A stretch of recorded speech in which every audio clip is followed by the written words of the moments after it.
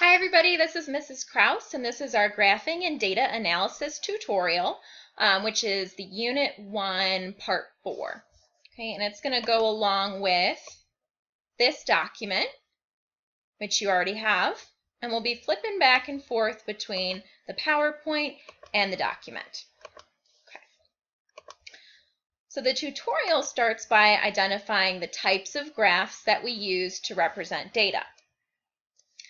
The first type is a line graph. We typically use that to show trends in some variable, the dependent variable, over time. In this graph, we're looking at Sam's weight in kilograms as it changes from January through May. So we're looking at a change in weight, the dependent variable, over time. Line graphs can also show different sets of data. For example, this graph looks at the average monthly temperatures for 3 African cities, Cairo, Mombasa, and Cape Town. So we have 3 sets of data for the 3 cities. Whoops, we'll go back to that. And we have temperature on our x-axis, and we have temperature on the y-axis, and the months on our x-axis. So if we have 3 different sets of data, like we do here, we're going to have 3 different lines. Another type of graph is a bar graph. We're going to use that to compare a small number of values from different categories or data sets. So in the example that's given here, we're looking at the number of students who prefer each of these sports. So we have 4 different categories of sports, and we're only comparing one value from each sport. Alternately, we might have more than one value that we're comparing for each sport. In this case, we are differentiating between girls and boys. So we have a separate bar for the number of girls who prefer that sport and the number of boys. Sometimes, rarely I think, you'll see a bar graph with the bars not extending vertically but extending horizontally. Okay, so here they've put the independent variable, the type of animal, on our y-axis, which is very abnormal, and they've put the dependent variable, the metabolic rate for those animals, on the x-axis. Again, a little bit abnormal. Remember, the independent variable is the thing that we're changing, in this case, the type of animal, and the dependent variable is what changes in response, so in this case, the metabolic rate. Our last type of graph that we're going to talk about is a circle, or we also call it a pie graph, and we use that to show the parts of a whole. So in this pie graph, they've shown the percentage of water that we use, that we allot to each of these purposes, so shower, faucet, clothes washer, etc., etc. In this pie chart, they've put the percentages and the different categories within the slices of the pie. But in this one, they've used a color coding system instead, so pepperoni is going to be green. So they've tried to keep it a little bit less crowded, I guess, on the actual pie chart here. Now our next section asks, what should we include in a proper scientific graph? Okay, the first thing you need to have is a title. Your title must have information about both the independent and the dependent variable. And I will add, this is an addition, if there is a key, you should have information about the data sets represented in that key as well, and we'll give an example. Okay. Now typically, your independent variable is on your x-axis and your dependent variable is on your y-axis.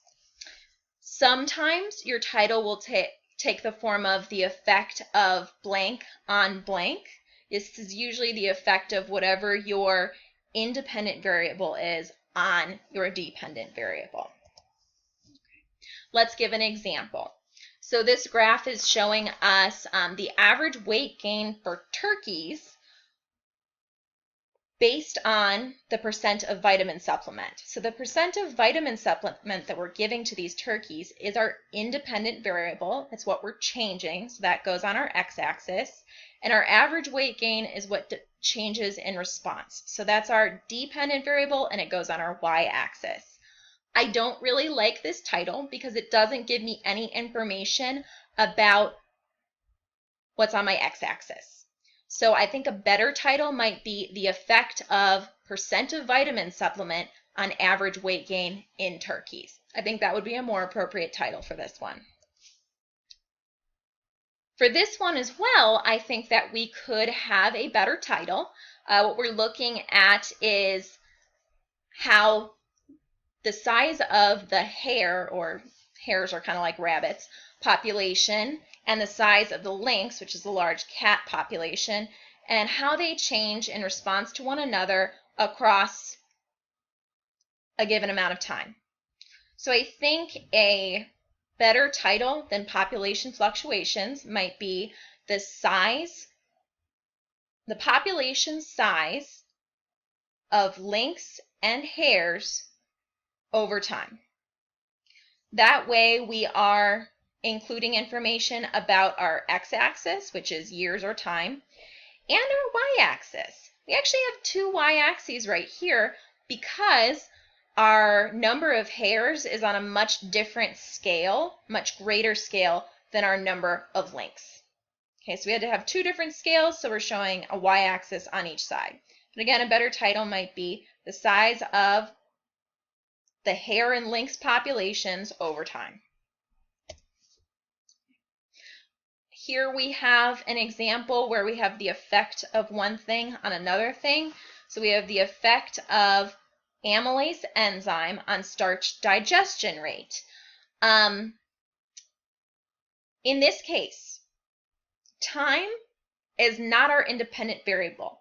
The thing that we're changing is the presence of this amylase enzyme. So we have one data set with amylase and one without. So we have to include information about this key. Our dependent variable is on our y-axis. That's the rate of starch digestion. And I'm not going to say that the title should include over time because rate implies that we are including time as well. So I think this is a pretty good title, the effect of our independent variable amylase enzyme on our starch digestion rate, which is our dependent variable. The next thing we need in a proper scientific graph are axis labels. If it needs units, they should be in parentheses, typically. Typically, your axis labels, your y-axis is going to be your independent variable or time, and y is going to be your dependent variable. Okay, so for our turkey growth data, we do include the units for the vitamin supplement, percent, but for average weight gain, we don't include a unit. Is it kilograms? Is it pounds? So they would want to put their unit in parentheses there. Okay. For this one, again, we have two y-axes that have different scales. They do include a unit, thousands for each, and they do include years as their unit for the x-axis. The third thing that we need in a proper scientific graph is appropriate scales for your x and y-axis.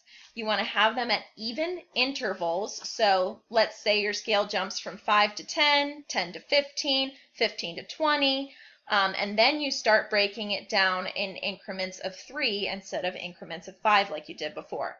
That doesn't make sense. We've got to keep it consistent. Okay. Also, your scale does not need to start at 0. I'll show you an example of this, and there could be a break in the scale where you jump from one number up to a much higher number because you don't have any data in between.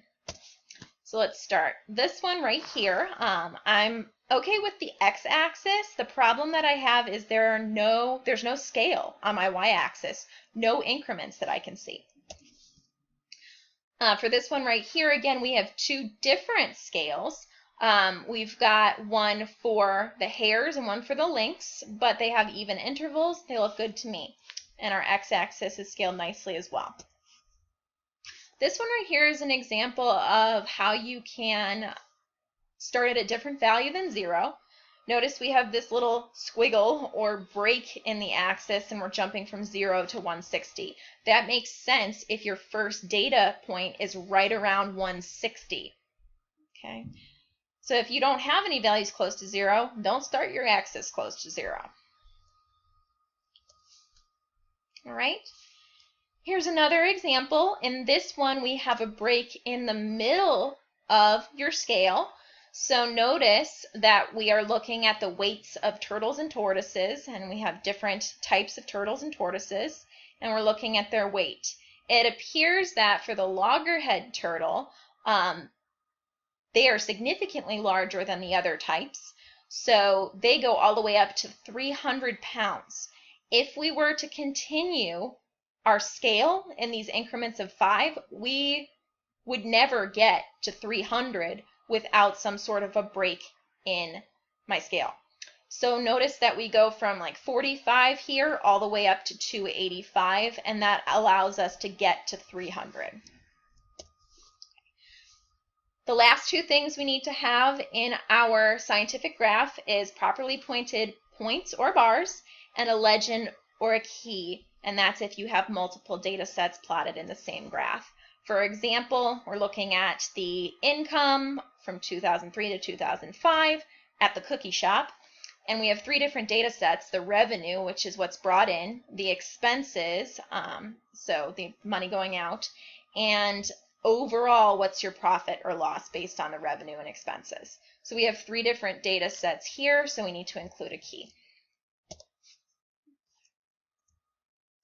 Okay.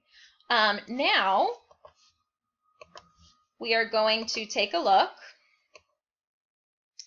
at part C, where we're trying to graph a set of data. So they tell us that scientists were trying to determine the effect of changing pH levels in a pond on the number of surviving tadpoles. So they counted the number of tadpoles found in ponds at various pH levels. They ask you to graph the data, and they give you a little grid to do so, and then to answer the questions that are given. Now, the first question asks, what kind of graph did you use to plot the data and why? I actually think you could use a bar graph or a line graph if you wanted to. We have several different pH values, and then we have the number of tadpoles. It is possible that you could choose to do a bar graph like this one, where we have our title, the effect of water pH on tadpole population size. We have our water pH values on the x-axis, and then our dependent variable, the number of tadpoles, on our y-axis. A bar graph is okay for this because we can directly compare the number of tadpoles at each water pH.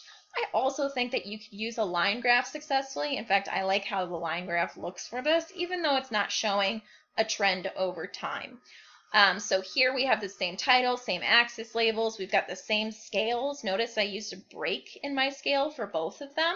And your scale can be different depending on how much space you have and how small the grid is, whatever works for you. But it is very easy to see here a little bit of a trend. Okay, so back to our questions.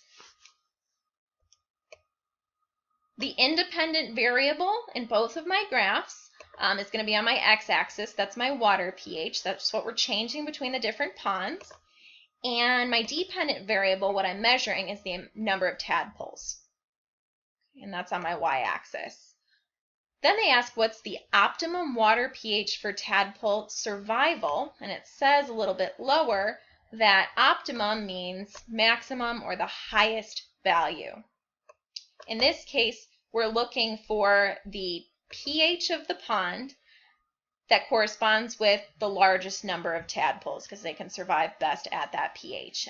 And it looks like it is 6.5 because we have the highest number of tadpoles at that pH. Okay. Now we are going to finish this video,